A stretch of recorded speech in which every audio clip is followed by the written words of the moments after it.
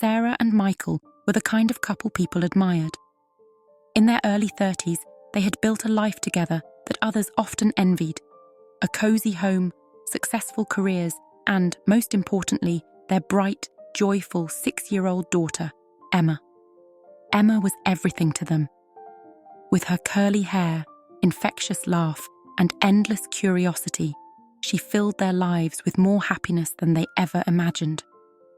Michael was a devoted father, always there for bedtime stories, school recitals, and weekend adventures. But there was something missing for him: a son. He loved Emma with all his heart, but he had always dreamed of having a boy. A son who could share in those father-son moments he had looked forward to since he was young. The kind of bond he had once shared with his own father.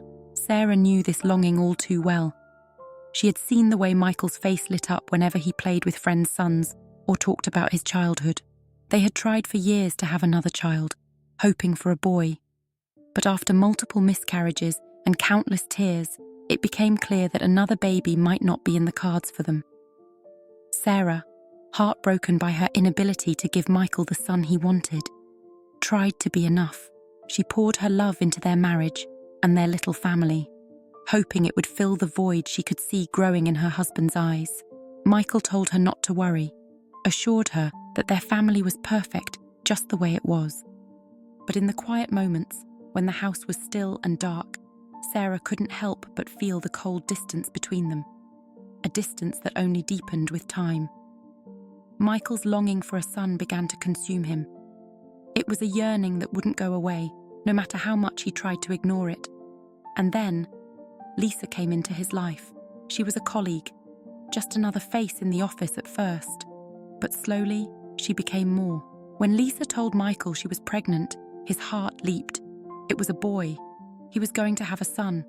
The joy he felt was overwhelming, but it was quickly shadowed by guilt.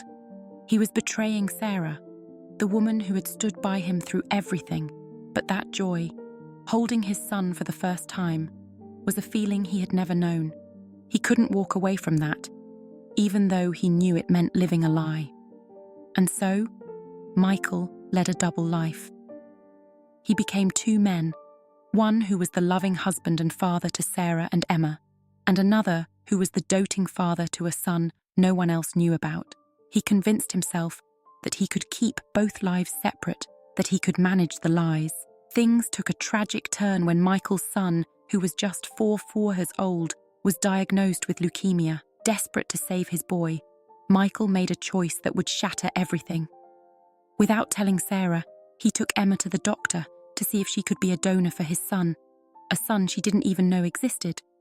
When Emma innocently told her mother about the trip to the doctor, babbling about the day's events, Sarah, initially puzzled, felt her heart grow heavy as Emma described the hospital, the doctors, the strange tests. Something was very wrong. Sarah confronted Michael. Her voice shook with fear and anger as she demanded to know what he had done. Michael, seeing the pain in her eyes, felt the weight of his lies crushing him. He couldn't lie anymore. The truth spilled out in a torrent. His affair with Lisa, the son she had borne him, the boy's illness, and the desperate attempt to save him. Sarah's world shattered in an instant.